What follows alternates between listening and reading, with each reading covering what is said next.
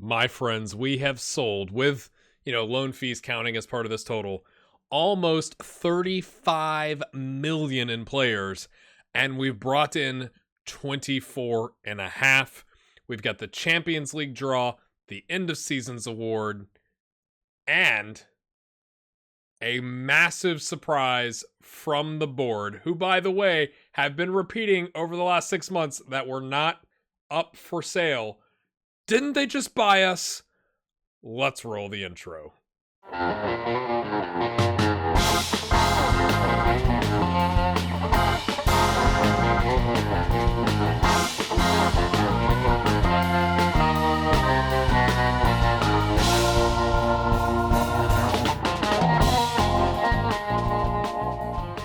All right, my friends, if that wasn't enough to whet your appetite, I don't know what to tell you. We're going to go straight to the end of season awards here as soon as I figure out how to do that, because there's a button. There it is. Get in. All right. The new arrivals. And I got your comments. I really appreciate all the comments. It warms a content creator's soul when they get comments. So, we had Player of the Season, Panya. Young Player of the Season, Nikimia. Signing of the Season, Selena. That was from William Cross. Gordon Bell, Panya, Cassoni for the signing and the Young Player of the Season. My name's just Rob. Panya nailed on Player of the Season. Also, Ron Slagboom generally sounds like an actor of a certain purview. That's not exactly what you said, but I'm afraid of the algorithm. All right, my friends, Cassoni gets a B-. Lower wage than we would have expected. 7-2-8, 9 goals, 7 assists. Not bad. Dominic Bender gets a B-. He came in and he did a job. You right? Selena, wait for it. Signing of the season, my friends. So Cassoni doesn't get it. Selena does. Now, that's a lot of money, but also that's a lot of production. 26 starts, 6 substitute appearances, and he's a wunderkid. That's a B-. Lucas Kreis. With the one substitute appearance, my friends, gets a C+. We're concerned about the potential extra fees of 650 grand. Would you relax? Would you relax? He's going to be worth more than 4 million, okay? Armel gets an A+, which I was kind of surprised by, just because we're paying him 7 grand a week. He got 18 starts and 684. It wasn't like he blew us away, so I just think that's kind of interesting. And then Jean-Philippe, who you must say that way, gets a B+. Transfers out. Let's just kind of cruise these. Nazi C, Agirman C-, Bayan C, El Caricha C, C+ for Vulic. Leopold gets a C+. Bram Veneker C+. Sam Stein C+. And then Dante Rothoff gets a C+. I think they only give really good ratings if it was you stole money from the club that you sold them to. And then the loans, Silas, we kind of already went over this, get highest average rating and at a decent level with FC St. Pauli. On 29 starts, 2 subs, 4 goals, not bad. Gets an A-. Vetholz B-, C, A+ for Veldman, getting him at our level with Heracles. Obviously very good. Gave them a 6.97, I should say. A goal of 5 assists. Again, I don't think his career is dead yet. Everybody else gets a C. Second position, 94% home attendance of 14,106. Panya, 17 goals. What could have been, my friends? But also, what could have been? We could have finished in 4th or 5th. I can't remember, but definitely not in the Champions League spot. So we're not complaining that much. If you look at the results here, I think, honestly, the most disappointing one is probably RKC, who go straight down in last. That's pretty rough. And then the Vitesse draw after the winter break was also disappointing. These I can kind of deal with, to be honest with you. Champions League, I thought this was kind of harsh. The board are pleased that the team attempted to be competitive in the Champions League this season. I thought at one point this said something different. Maybe they changed their tune for the end of season awards. Hey, now that we looked at it, you actually did not have bad. Carranza with the 3 goals. Yeah. Obviously disappointed that we got knocked out in the Dutch Cup, but they understood we had Ajax as our second draw, right, in the 3rd round. So, biggest win, 5-0 over Vitesse. Match to remember, 4-0 over Heracles. Yes, we all remember that. And then I did look at this. I do think The goal from Diaz, I'm not saying it's the best goal of the season, but I can understand at least this one, why it was selected. Like, I was like, okay, like, it's a powerful shot. Cool. Like, I liked it. Augustinson to Kishna, Diaz, and they just rifles it. I mean, that's fair. Outside the box, at an angle, kind of upper 90 area. Versus like some of them, you just go like, why did you pick that? Right? Everything is up except sponsorship, which is the same.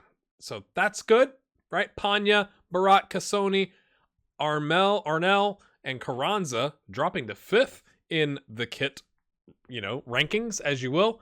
But obviously, since we are in the Champions League, your broadcast, your corporate hospitality, the competition prize money, and the matchday commercial are all going to be up. So get in. This is how it's showing we lined up at the end of the season. It said we rotated fairly heavily, but, we did all right. Look at Selena coming in. Get in. Everyone's like, center back. It's fine. So, player of the season, Panya. Young player of the season, Cassoni. Signing of the season, Selena. So we're spreading it around. A little bit of love for everybody this season. Goal of the season goes to Diaz. Top goal scorer, Panya with 17 and 7 assists. That is mental. That he's at the top of both of those categories. Obviously, when you do that, you're going to lead the player of the match with 8, and the average rating was 7.3. So that's a record, I guess, of 8. Worst discipline, 12 yellows and 1 red card for Mario Gila. Yes. And highest transfer fee paid, $14.5 million for Selena. Clady Selena. No one knows. And then it's added Nikemia to the bench of our overall best 11. All right, my friends, let's go talk about the board. Yeah. What? Do I have to change the thumbnail now? Because the thumbnail's, cars, jeans, stallion. We put a 0 money down, my friends. We are getting a loan of $44 million. Like, why would we pay money up front? Let's just get a loan for the next forever. But additional funding for the project has been secured with a stadium sponsorship deal worth $22 million. That's not bad on a $44 million euro investment. I mean, I guess it was the 91%, attendance. They were like, wait, Champions League, baby. Let's pack it out. Like, we're not even packing it out right now. I mean, it's going to take a couple of seasons, so maybe they're just some bean counter has got a spreadsheet with a graph that's showing our attendances and the Champions League, and it keeps getting bigger and bigger and bigger. And they're like, by the time we build it, right, because it's going to take 2 seasons to build it, it'll justify having a 50% larger stadium because our current stadium is about 15,000. The payments, my friends, are $400,000 a month. So 4.8 million over the next 10 years each year. It's, I think we can accomplish that. Like, I don't think that's going to put us in any kind of crazy trouble, but I was like, it didn't even get any indication that they were thinking about it. It was just like, plop. Like, you'd think you'd call the manager. Hey, what do you think? He's like, nah. We take care of the money. You just do the football. I guess I know where I stand. So here's where the finances sit, my friends. We've got $38 million in the bank. We have 8.2 left in the transfer budget. We've knocked our wage budget down a little bit to give us a little bit of a cushion there to $404,500 a week. We're currently committed to spend 356 of that. So we could bring in like 2 for us large signings, like 20 grand a week or more. But you'll notice there the expenditure this month is 23.8 million. We're going to go through these. I'm going to try to do it a little bit faster than normal, but no guarantees. I'm going to hit primarily the players we've sold, and then we'll do the players we've brought in, and then we'll just kind of look at the transfer history screen overall and go through like the players we've loaned out and all that kind of stuff. I wonder if you're going to be, who do you think we've sold to generate, what did I tell you? 34.75 million euros. Now, again, some of those are loan fees, but here's a hint.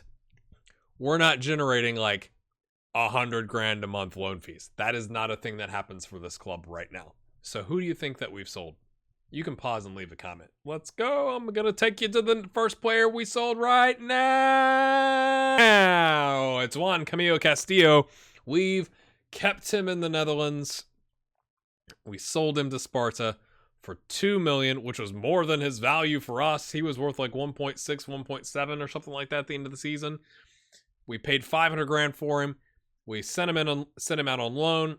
He did all right for us, to be fair. 6 starts, 8 subs in the first real season for us. 6 starts, 7 subs in the second season. Both seasons giving us over a 7.0. Solid little player. He just wasn't going to get any better. And I felt like, I know, you sold a right back. What does that mean?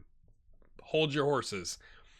And he's got a huge pay raise, so like good for him. He also kind of wanted to go to get more game time, and I don't really blame him. So it was like, good business. Came in, served as a backup for 2 seasons for us. Went on loan the first season, served as a backup for 2 seasons, rotated in, earned himself a move. That's good business for everybody. Like, we made a profit. He got a better paying job. Good for him. We've sold Andy Sarpong to, I can never do that one. Upin. I have no idea. For peanuts, for 425 grand. We'd tried getting him experience and making him better for Dordrecht in the league below us. He's that classic winger you get in a youth intake who's really got acceleration and pace. He's got the physicals. Now, to be fair, he does have really good dribbling, but everything else is kind of meh. And he just wasn't going to be a good enough right wing options for us. And I was like, just get rid. His contract was up in a year, so classic GHG. Up in a year, we either have to extend the contract or we sell. Because I'm not doing a loan and have you finish and then leave on a free. So we got some money for him. Luis is a Watford player. I'm just going to let that settle for just a second in your brain. We sold him for probably not enough money. We're getting 15 million. We got 11 million up front, but like they're going to pay us 15 million. I think it's over 3 years. I'm almost certain it doesn't have to do with appearances, but even if it does, I guess we'll take a look. We get to go look at the clause screen. I wanted to see if we could keep him. However, he was our captain, and there was a couple times last season where I asked for some help. Like, go talk about our top transfer target in the press. He's like, nah, don't feel like doing that. I was like, all right, captain material. And he was going to turn into Pete Byan. Like, he wasn't going to get any better, and he had an important player contract. If he could have gone to like an impact subcontract without getting upset, I might have tried. I didn't try it, but I didn't think that would work. And a lot of our players, in their dynamics have this like, is thinking if he should move to a bigger team. And so initially I had him pegged for like 22 million because I know a couple seasons ago we got offers for that, but that was a couple seasons ago. He was worth like 6 or something according to our valuation here. And I was like, yeah, 22. And then I said no to somebody, and then we had a conversation, and I promised him, and he was like, well, for how much? And I was like, 22. And he was like, fair. So he thought 22 was fair. But no one was really, there was a long list of clubs that were interested, but no one was coming forth with an offer. And it's one of those things that maybe if I waited towards the end of the window when someone was desperate, we probably could have gotten more than 15. But I needed the money. I had other plans. And so Watford came in, and we kind of went back and forth, and we settled on 15. We'll see how it turns out. I mean, he's already got 3 starts on a 7.2 in the Premier League. Good for him. We did sell Rajiv Ventholt coming off that injury and on loan and He had a good season for Osnabrück, 703 in the Bundesliga 2. That got the attention of Hannover 96, and we sold him for, 1.5 rising to 2? Okay. 1.4 rising to 2, but cost so far 1.5. I think we're getting paid for every appearance he makes up to a certain amount and all that kind of stuff. He got 2 substitute appearances. It was just time to cash in, so we cashed in. We sold another fullback. It's on the other side. Oh, I was torn, friends. I was torn. I was so torn. he wasn't gonna get any better. This is why I'm torn. Professional, high determination, plays two of our main roles in terms of left back and center back. But I wanted to kind of free that spot up so that if we find somebody really good, we can bring them in without messing things up. And we didn't do that. But I'll explain when we get there. He was actually interested in a 4-year extension at like 12.5 grand. He was making like 10 grand or 11 grand. So he was open to being here for a while, but he also wanted to be a regular starter. So if he had been able to draw, like, and also in 4 years, he'll be 33. And like, I think that was too much. Like I would have done a 2-year, but I don't blame you. It's his last big contract as a 29-year-old. He's like, I need to go sign my deal. I just didn't think it was going to be a good idea for that deal to be with us. And so we sold him for $5 million, rising to 5.75, which again, probably isn't enough, but his value was like in the 3s, and Brighton were interested, and I was like, yeah, that probably makes sense. Of course, now that he's gone to a Premier League team, we actually think he's not 3-star, he's 3.5-star. He's suddenly improved, but we'll have to see how this turns out. Last but not least, we sold HAAG for $4 million to Anderlecht. I think we got a good deal. He just wasn't going to get the minutes for us anymore. He's apparently not going to get the minutes for them either. But again, it was one of those things where he wasn't necessarily getting any better, and I didn't think he does okay. He could cover left back, okay? So to be fair, he could cover left back and center back and be like that. Again, I know I talk about Liverpool a lot, but this is my context. He could be our James Milner. But I thought we had better options. I feel like I've taken some risks just in the players we've sold. Well, again, I feel like I've said we'll have to see how this turns out. So let's go see how it's turned out with the players we bought. Starting with Horst Weichelt, a German left winger / midfielder / attacking midfielder with lots of physical attributes and really good dribbling, but also, unlike the person I was talking about earlier, the mentals. The mentals are good, and he's got high potential. Now, his potential could just be 3.5 stars instead of 4.5 stars.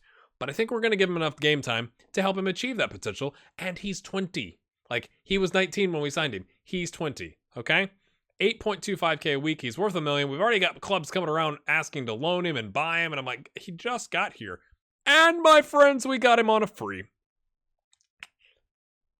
So he was released from Cologne, or Cologne, depending on who you ask. And I think he's going to be good. He's taking Kishna's spot. Okay? We haven't gotten rid of Kishna. We've tried. He's still here. Doesn't want to leave. But he did take a demotion to impact sub.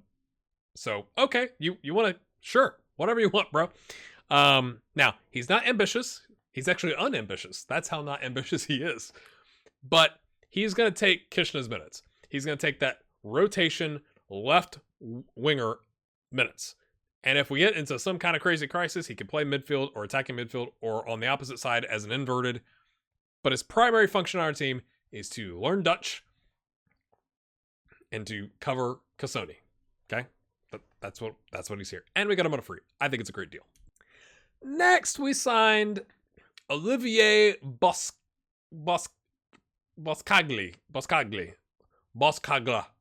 is I'm sure how you say it with French. We paid $2 million, which might be like $1 million too much. I don't know. But I wanted, again, maybe I should have just tried with Augustinson to see if he would take a demotion.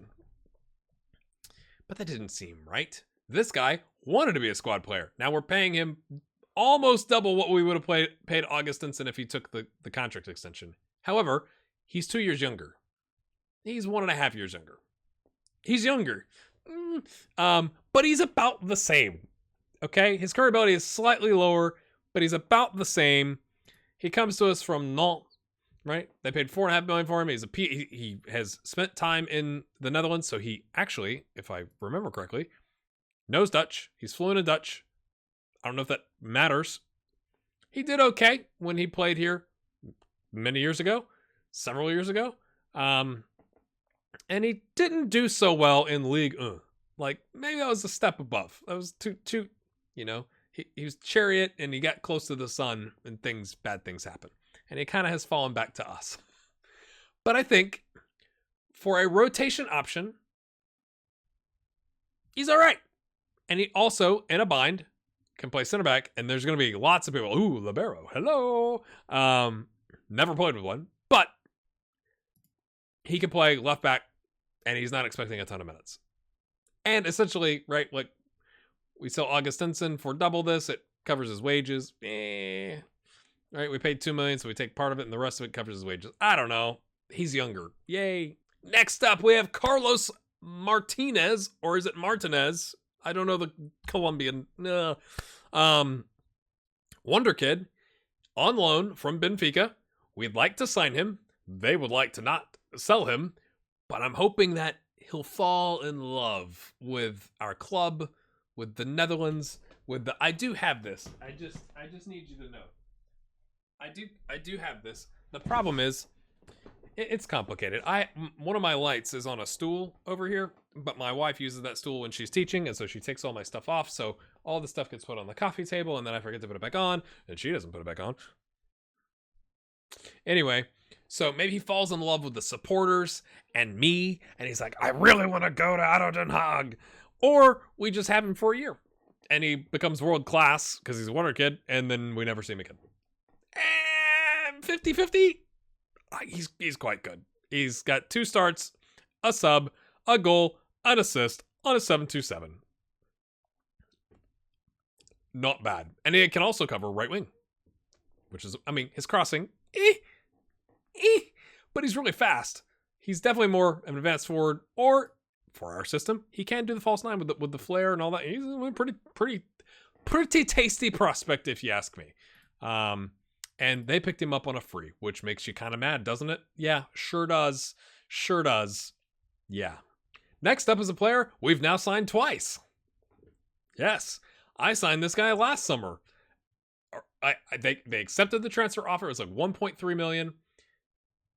We put together the contract, and then he took an extension, or they activated it. Something, he turned down the offer. It was like, nah, I'll stay put. And I was like, no, I like you. No. So this time, we paid $2 million. Okay? And, but as part of this, as part of our this is an investment. This player, Andre Tinoco, is an investment. Okay?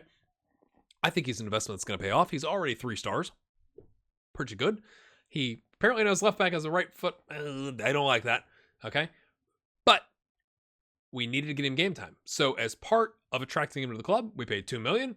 We'll give you 11 grand, and I'll guarantee you we loan you out this summer. And I did it early enough in the summer that we could actually pull this off. And so he's then gone right back to Portugal, to Porto, on I think it's a regular starter. I could be. Here's my confusion. It doesn't show here. And someone's going to be like, bro, it's right here. Agreed playing time squad player. It is right here. Look we're learning things. Yay. Can you tell I'm feeling slightly better? Although I'm exhausted. Let me tell you, almost 5-year-olds having bad dreams and knocking on your door as if they're the police breaking it down at 4:30 at night is fantastic. But it does avoid I have friends who don't shut and lock their bedroom doors, and then their kids just wake them up, and it's like you wake up to this face. It's so we avoid that, but instead we get the because she doesn't understand it's at night, and you might knock a little, a little gently and say, "Daddy" or "Mama." Instead, you anyway. So I'm like super exhausted right now, but I am feeling better. So anyway, that's giving you time to look at Andre. What do you think? And last but not least, my friends, we have signed Fernando Gonzalez, a Paraguayan. Oh, we're paying him 45.5 grand a week. His crossing and dribbling are below 10. What am I doing? I don't know. There are no fullbacks. None. That aren't already making 20 to 40 to, obviously, in the bigger leagues, significantly more amounts. I've had my eye on this guy. Okay? We paid, oh dearie me. We paid $20.5 million. Bruship. Look at the return on investment they got. That is insane. You're getting 7 times your money, 6 times your money, whatever it is. 1 season in. But they got relegated. And he wanted to go. He was not happy. And I offered $10 million. Nope. I was like, all right, I'll offer you $14 million. Nope. I'll offer you $15 million with lots of add-ons. Nope. He had a relegation release clause of $20.5 million. And they were like, everyone can do one, I think is the phrase. And so we had the money. We sold UEs to help cash flow this a little bit. And we picked him up. Now, you'll notice, my friends, as I'm sure you have already, he's a right back. That's not great. But he's a right back. So he's our starting right back. Well, Mr. Gray Hair Gaming, what does that mean? Well, also, I want to point out, so this is the right back. The right back. Selena is still rated higher at right back. Things are crazy. Jean-Philippe is rated higher than Aloise. Aloise had an injury. Okay, you see these arrows are not going in the correct direction. I thought about selling him too, but I have a plan. Fernando's going to be our right back. Let's go to Aloise here. Aloise is going to be our rotational, like, he and Selena are going to go back and forth depending on the game. I do think Aloise leaves probably in January. Okay? Because we do have, you're like, well, you signed you signed Olivier. Yes, that's how we're going to call him. Yes. But the idea here is if Selena ends up playing more ball-playing defender or more central defender, whatever role it is, then I don't want just Olivier on the left.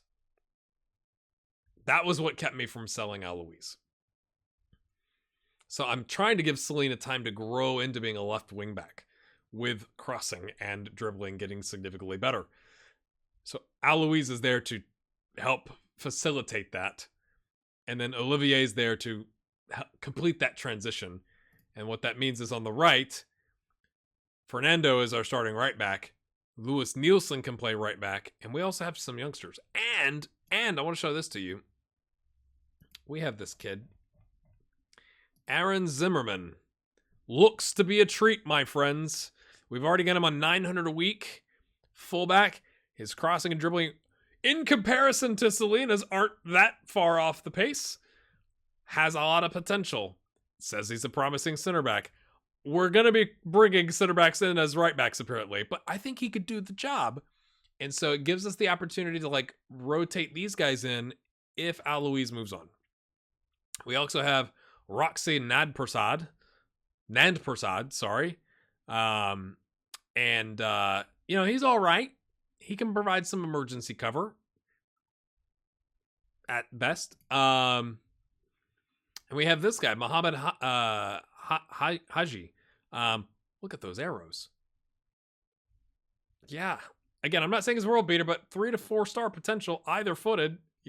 How you doing? He's learning the actual left back role. He's doing a good job. So that's why I didn't want to sell Aloise and end up in a really bad spot where we hit some injury crisis time and then all of a sudden there's no one around except some 17-year-olds or whatever. But I do think that's the plan because Jean-Philippe we're probably going to extend. I mean, these arrows are not happy arrows, but we're probably going to do the automatic extension to take him to, he'll be 30 in a month and then he'll be 31.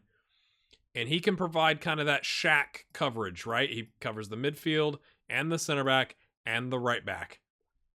That's kind of my idea. So what do you think about that, my friends? All right, I'm going to take you through the other outs quickly here. So I guess Shaq was the only one from last season. Veldman on loan to Sporting Gijón for essentially all of these are essentially wages, which is kind of annoying. Maleka has gone to Hanover 96 with Rajiv as well. I forgot to tell you, we sold Hid van der Arend. I was actually quite pleased with this. 2.8 rising to 3.1 for FC Heldenheim, 1846. I think that's a good value for this guy from our perspective. Like the mentals and this part of the technicals, not happy numbers. But yeah, we cashed in on that one, didn't we? Silas Anderson has gone back on loan to the Superliga in Denmark. So he's back in Denmark just with a different club. They're essentially paying his wages. Andrade has gone on loan to Dordrecht. I think we're going to sell Andrade. It's my fault. We haven't really developed him. He hasn't gotten enough last season. He didn't get enough opportunity.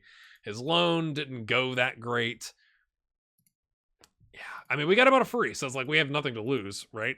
We paid his wages. If we can get those back in a transfer, we're doing okay. Pavlovic has gone back to Sabinik for his wages, essentially. And then, as mentioned, Andre Tanoko has gone on loan to Porto. Those are the ins and outs, my friends. So we have gone heavy with one player, essentially, just like we did with Selena. And we've got some backup and rotational and loans and, you know, development prospects as well. What do you think about that?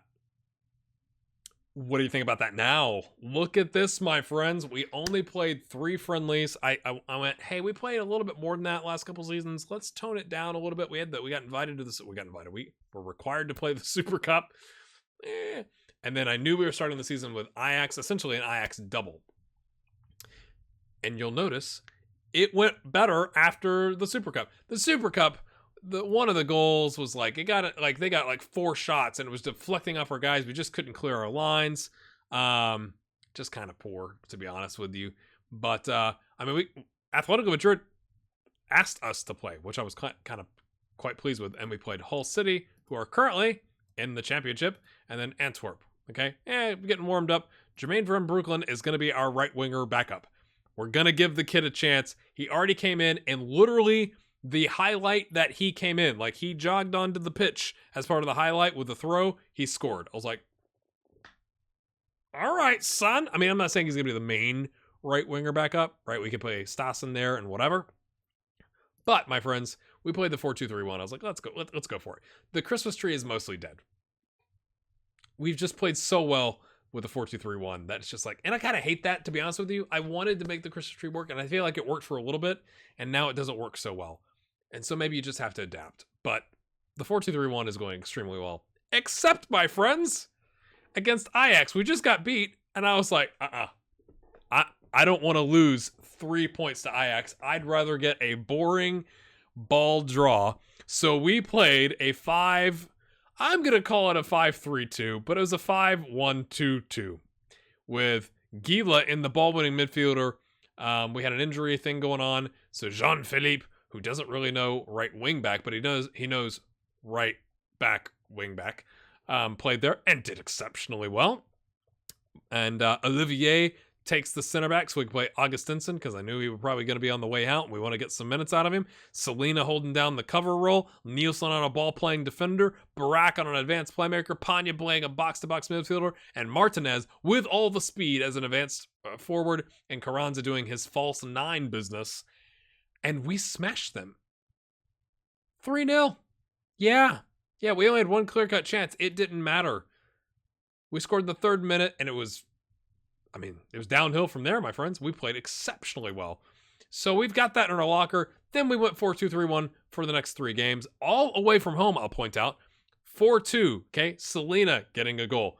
Barak getting a goal. I think Barak's, yes, this was a beautiful set piece. I might actually just show that to you. We're doing a pre-season, end of season thing. Why do I keep clicking this? This to show you that, I suppose. I'm going to be really disappointed if this isn't actually the highlight I think it is. Wait for it. Yes, look at this. Oh, over the wall, slots it home. Maybe the angle would be better from behind the goal, but it was good. Cassoni gets one, Carranza gets one. I know it's FC Evan. Okay, we did give up 2 goals, one in the 91st minute, but we rotated, right? Jean-Philippe had come on, Augustinsson had come back on, Horst, which is a fantastic name, came on at the very end. Against Dordrecht, our affiliate, they had a man sent off in the 76th minute. We scored in the 31st, the 71st, and then right after they had the man sent off, that's literally Jermaine walking on. And yeah, we'll show it. Yeah, we will. You didn't think I was going to show it, did you? I was thinking about it. I was like, yeah, let's do it. Let's do it. I just thought it was hilarious. Like, oh, it's the same. Oh, there he comes. He's running across. Yay, how you doing? And then here he is. Wait. There it is. Pass. Bang. Puts it far post. Or far inside netting thing. Post thing. It was good. I'm not saying he's a worldly, but you know, it's just nice when you sub a guy on, especially like that rotational player. It was 2-0. I was like, I think we could have won this game. They only have 10, so we'll rotate. So Gila came in, Jean-Philippe came in. Jean-Philippe is getting some time. And then, my friends, we played PSV 3-1. Yeah, let's take a look at the formation here. They played the 4-3-3 the whole game. Morgado is their guy. Chong and Dahl, that we remember. I didn't do any. I think I told like the general instructions to tightly mark Morgado and maybe put him off onto his opposite foot. But that was pretty much it. We didn't do a lot of like crazy adjustments. They did have a goal disallowed early, which would have made it 1-1 and maybe changed the complexity of the game. But look at the rate. It was just good. Carranza, Panya. Hans coming back off of a pretty bad injury. He's only been available for like 45 minutes for 3 games. But, I mean, I'm going to do all this. Hey, we're really cooking, folks. And then we're going to lose a friendly in what is a long international window. Like, it's 21 days rather than 14. I don't know what's going on with the structure. Like, last season, we played a game on the 25th and then on the 14th. Never mind. Maybe the first window's longer. I don't know. But then we come back. We play Feyenoord and Utrecht. Very difficult games. And then, theoretically, it eases up as we get into the Champions League, which we're going to go draw right now. Welcome to the draw, my friends. I just like to look. Ajax is in the first tier on 73 coefficient. We just like to check these things. Okay. Liverpool is in second on 156. So, yeah, Ajax is definitely the group you want to be. I mean, I know we can't be. Chill out comments. I know we can't be in the group. I'm just saying, if you were elsewhere, you'd be like, yeah, let's get that Ajax team because they're much lower on the totem pole than some of these other things. Even Atalanta, the worst second tier team, is better than Ajax from a coefficient standpoint. 3 Italian teams in the second group.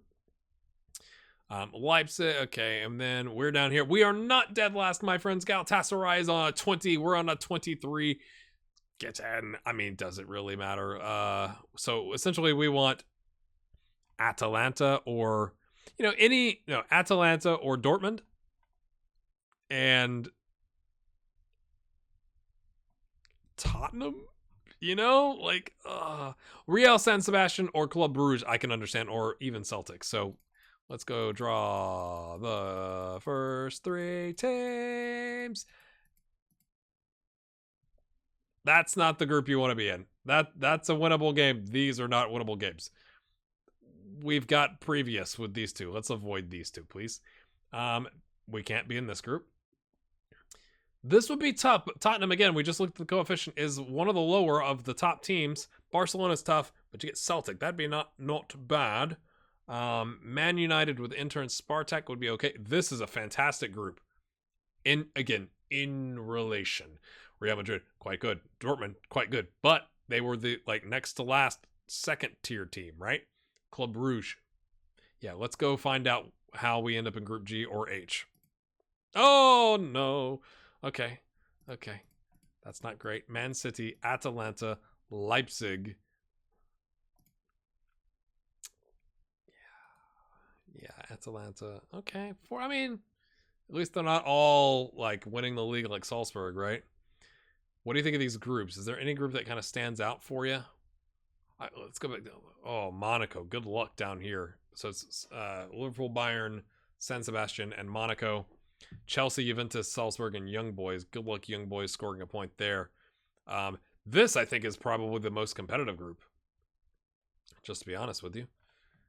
I don't know what to make of our chances. But if we could somehow get to third, I'd be really happy with that, to be honest with you. The transfer window technically isn't closed. I don't think we're going to do any other business. Let's see what has happened to our schedule here. That's what we're going to bring you back for next. It's going to be Leipzig, and right now Utrecht's in first. That may change with 1 game played. But my friends, we're like, that's currently the clash at the top of the table. Now, who do they play next? Oh dear. I can't even, my brain can't wrap. Heron made in third. So we'll see if they're still in first, if we're still in second, because we play Feyenoord. Again, I know it's early days, but the fact that we beat PSV and Ajax, I was really, really pleased with. So we'll do Leipzig and Utrecht next, and then kind of see how it goes, my friends. What do you think of the transfers? I'm also looking at bringing this guy in on loan just to get eyes on him. It's going to cost me $67.50 a week. But I think he might be a tasty nugget for the future and also provide a little bit more depth. Although, if we're keeping Alois, he was essentially like, if we sell Alois, I want to have already put in a bid on this guy. So if we don't sell Alois, I may decline. But he looks like he could be good, and I'd like to learn more about his like, I'm almost willing to pay to have depth and to find out all about his contract so that we know what we're up against if we try and sign him. Crazy? Hit the like button, my friends. It's always great when you're starting a new season, if you could help boost this video with the algorithm by hitting the like button and leaving a comment. That'd be appreciated. Thanks to these patrons whose names are about to pop up, and YouTube members. If you're interested in doing that, the information is in the description. We'll see you next time. Have a good one. Oh, we spent so much money on that right back.